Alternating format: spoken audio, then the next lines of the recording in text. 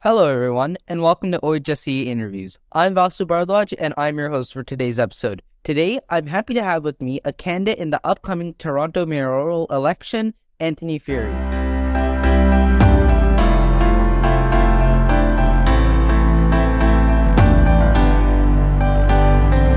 Anthony, how are you? Hey, Vasu, I'm great. Great to be here. How are you?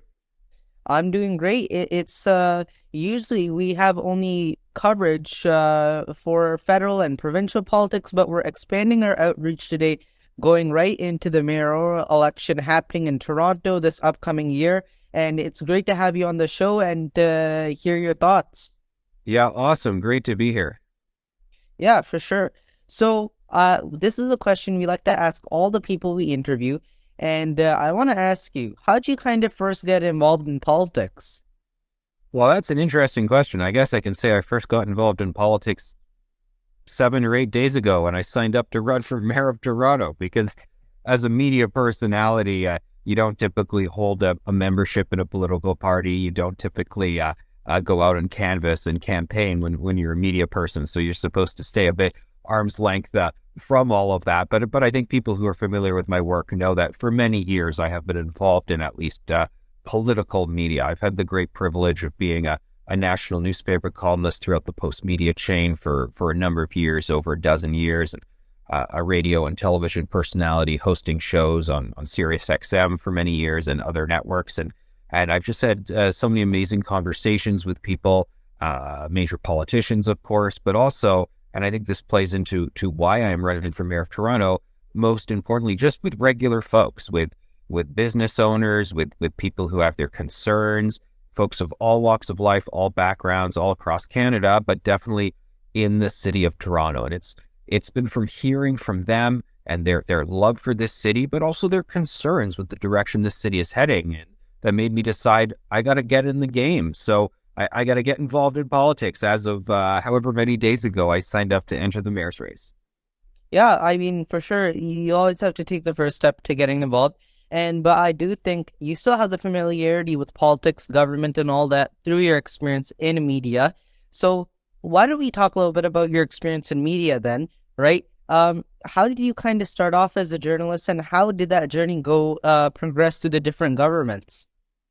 Yeah, great question. And to tell, I guess, a bit of a personal narrative, when I was a teenager, I was more involved in the arts and culture world and the creative world, which got me writing more and doing television and film stuff. And of course, at the same time, I did become politically active and involved. So I guess we should say I was involved in politics prior to getting involved in the media. And those skills of writing and telecommunications migrated and saw me get a career in the news media. And it was great to be working in Toronto as a National Post columnist, a columnist for other publications. And I moved up to Ottawa for a couple of years. I was on Parliament Hill. I was one of the editors of the Ottawa Sun. And then I came back to Toronto, where I've spent most of my life. And I've been here for 10 years now. And I grew up here. I went to high school and university here. I just went to Ottawa for a few years, but coming back well over 10 years ago, to work at Sun News Network. I was hosting programming there at that television station and continuing my work at Post Media, at Toronto Sun, National Post. I recently hosted the main podcast for National Post. And then I spent some time at True North, where I was vice president of editorial and content, working there at that great organization. Yeah, I mean, it's great to hear that you're still involved and you still know this stuff, right? And it's also great to hear that you have been in Toronto, you know the issues, you've been there, and you've seen how it's gotten worse over the years, and you know what needs to be changed. So, said that, we're going to hop right into our question and answer segment, and these questions are asked by members of our high school team. The first one is coming from Hayden in York Simcoe, and he wants to ask, you're the only candidate so far actively talking about fiscal responsibility and accountability. Why is no other candidate paying attention to this massive issue, and how do you plan to bring fiscal responsibility to the mayor's office? Oh, other people are talking about fiscal issues. They're talking about raising taxes. They're talking about my favorite facetious term, revenue tools, which means just coming up with new taxes. And guys, I got to tell you, there are just some crazy things they're talking about. There's actual city reports that council has encouraged city to do where they talk about road tolls on the Gardner and DVP. We already paid for these highways 30, 40 more years ago. Now they want you to pay for them again with road tolls. They want to bring in a commercial parking levy. They just hate cars. Anything they can do to ding drivers. Commercial parking levy. So they're going to charge you, charge landowners or business owners or what have you for the parking spots in front of them. And get this, a municipal sales tax. So you got the GST, then you got the provincial sales tax, municipal sales tax. This is just bonkers at a time when small businesses are having difficulty competing enough as it is. And don't they read the headlines about the affordability crisis? Don't they see how grocery prices have gone up? It's total madness. And yes, you're right. Thank you. I'm the only candidate who has said it must stop right now. No more of this talk of creating entirely new taxes. It's just bonkers. These guys are leaning into it. They want it to happen. I'm saying no. We got to respect the taxpayers. And one of the ways we're going to do it with fiscal responsibility is it's called spring cleaning for a reason. You check the books out once a year. You don't do it like once every 10 years, the last time it was done in Toronto. So as soon as I become mayor, we're going to commence a 90-day review. We take a look at all the city services and activities the city's getting up to. If they're not laser focused on providing core services that most residents would agree are things that the city should be doing, and if it's not about delivering people what they think their money should go to, their hard-earned tax dollars, bye-bye. We're not doing it anymore. And you know what? There are things I've already found the city's doing. We're going to be announcing them more and more as we go along. You would say to me, Anthony, you're making it up. There's no way they're doing it. No, they're doing it. Totally crazy stuff that we're going to put an end to. And we're going to do an honest assessment. I've had the privilege of speaking to many CEOs, business circles since I've started running for mayor. They really want to see a business perspective brought to City Hall that unfortunately we haven't seen too much of recently. And my commitment to business owners and to taxpayers, residents, is I will do just that. I mean, it's an important point.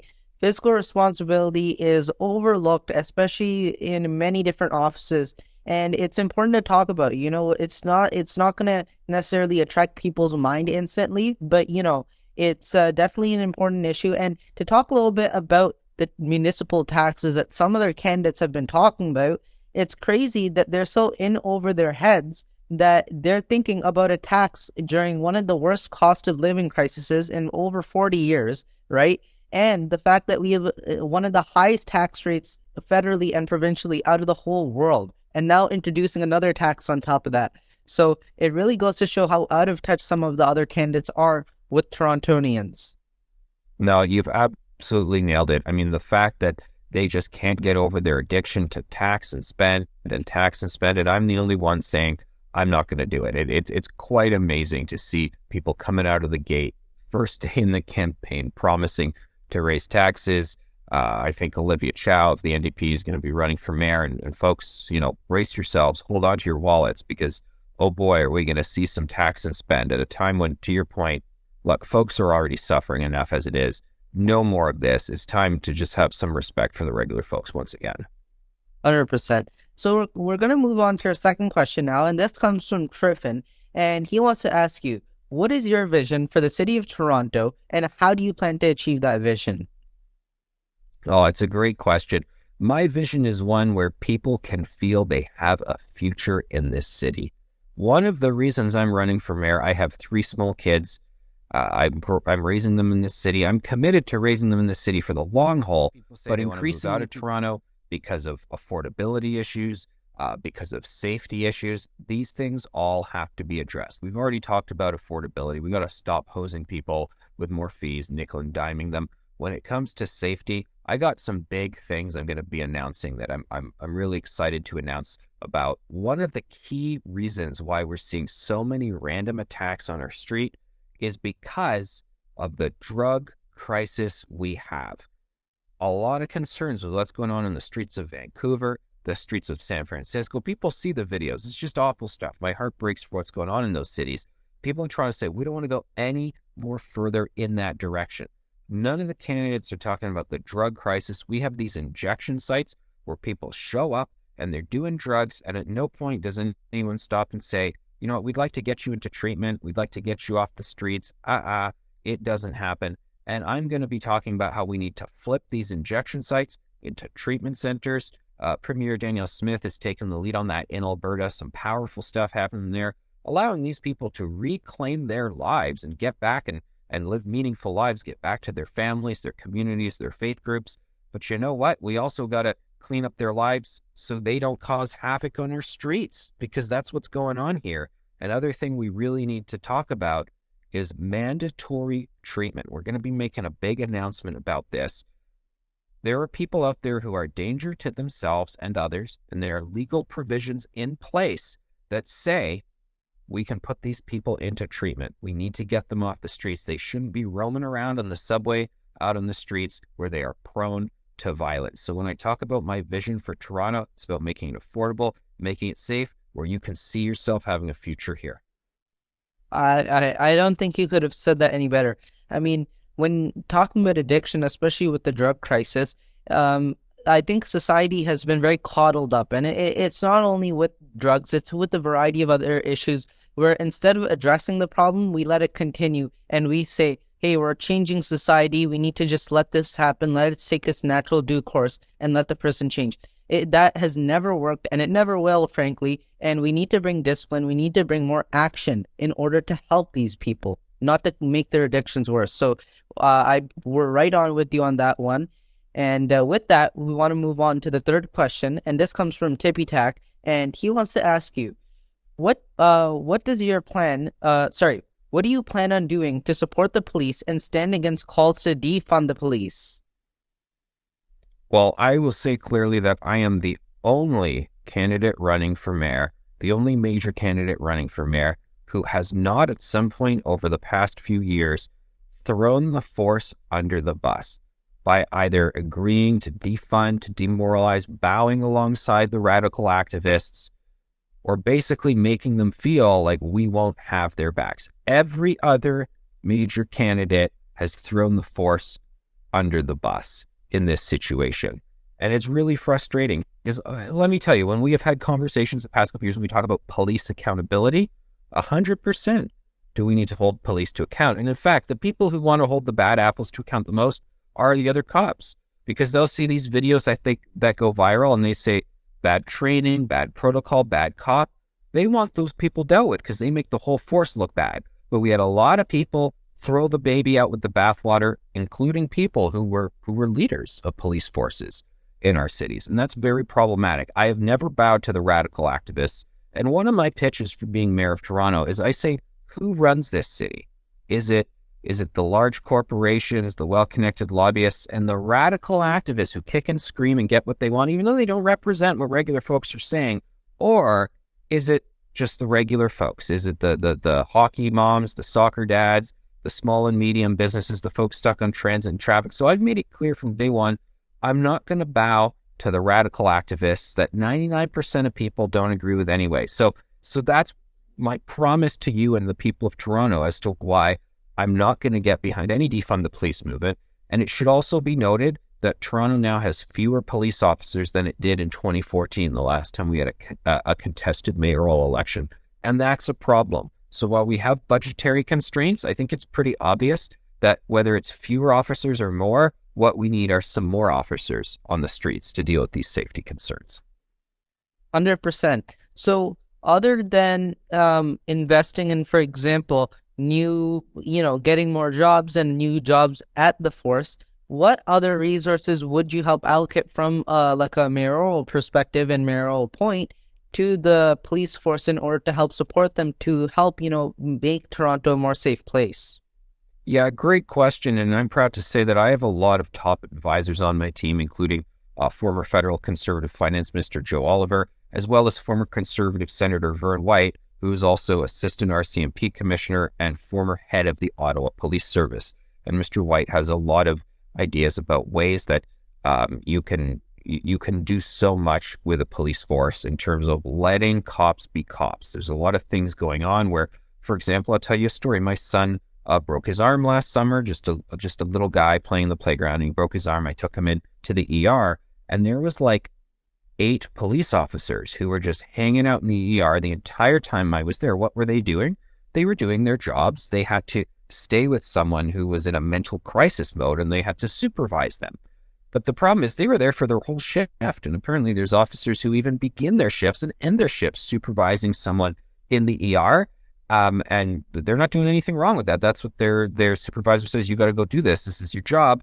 We can refine their roles. They don't like this. They know that they shouldn't just be sitting there doing nothing. They want to be out doing their job, serving and protecting. So there are various different administrative and protocol things we can do, I think, to get more bang for our buck. And that I think that the officers want to do as well, because they are committed to their communities. They go to join the police force for a reason, that they want to be out there in the community. 100%. So we're going to move on to our fourth and final question of the question and answer segment. And Vincent wants to ask, did you support Doug Ford's stance on city council, and how do you plan to manage the relationship between the city of Toronto and the Ford government?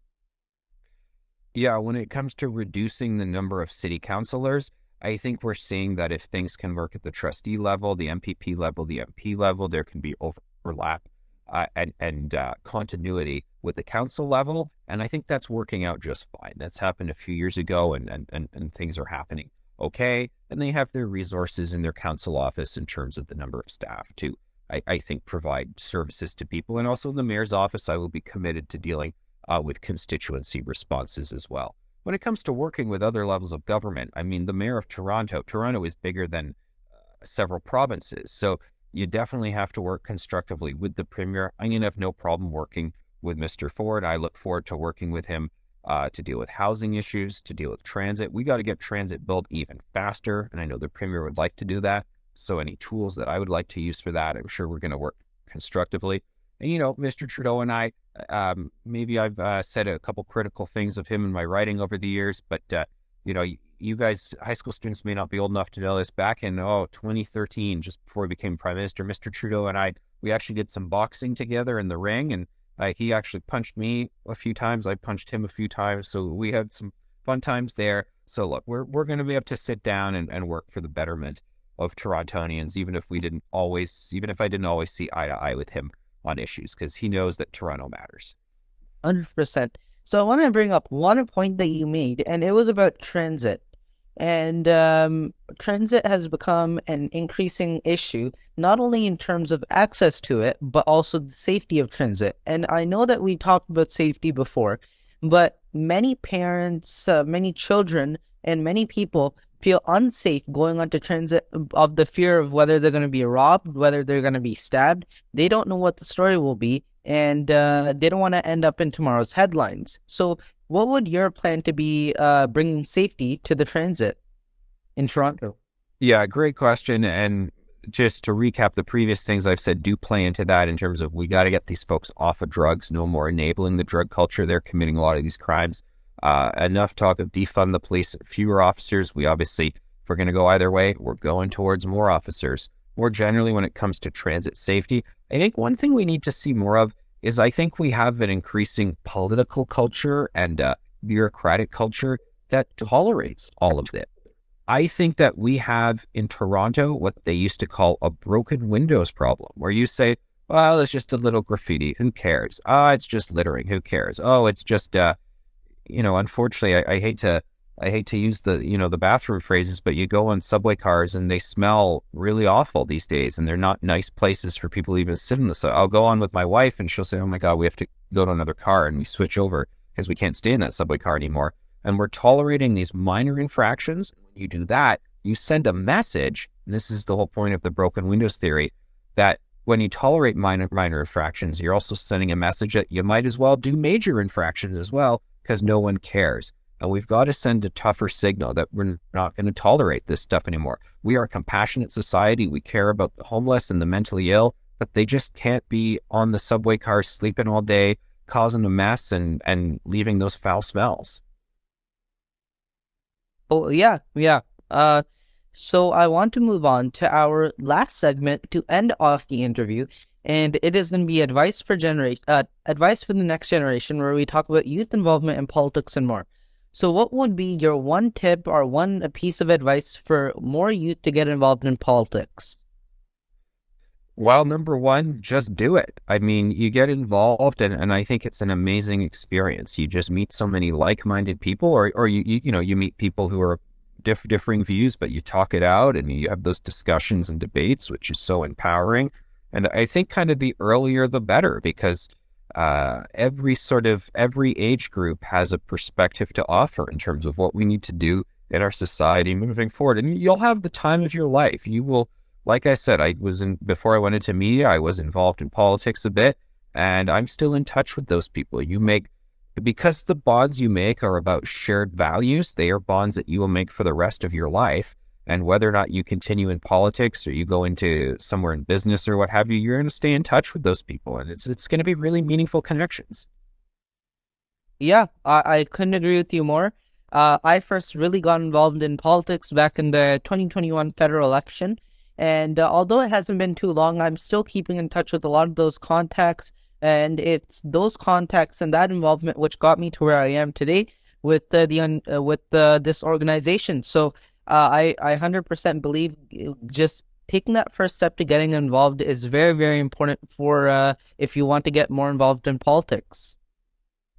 No, for sure. It's well said. And kudos to you for doing this with this organization, because it's just so important. It's all about making meaningful human connections and people meeting and interacting. And as I say about my campaign for being mayor of Toronto, it's about earning people's trust one vote at a time. And that's what being involved in politics is, making connections one person at a time. Yeah, 100%. So thank you so much for your time today. We really appreciate you being here with us, and we wish you well in the future. Thanks so much. Anyone who wants to learn more can go to www.furey.ca. That's Furey.ca. Thanks for having me. Yeah, for sure.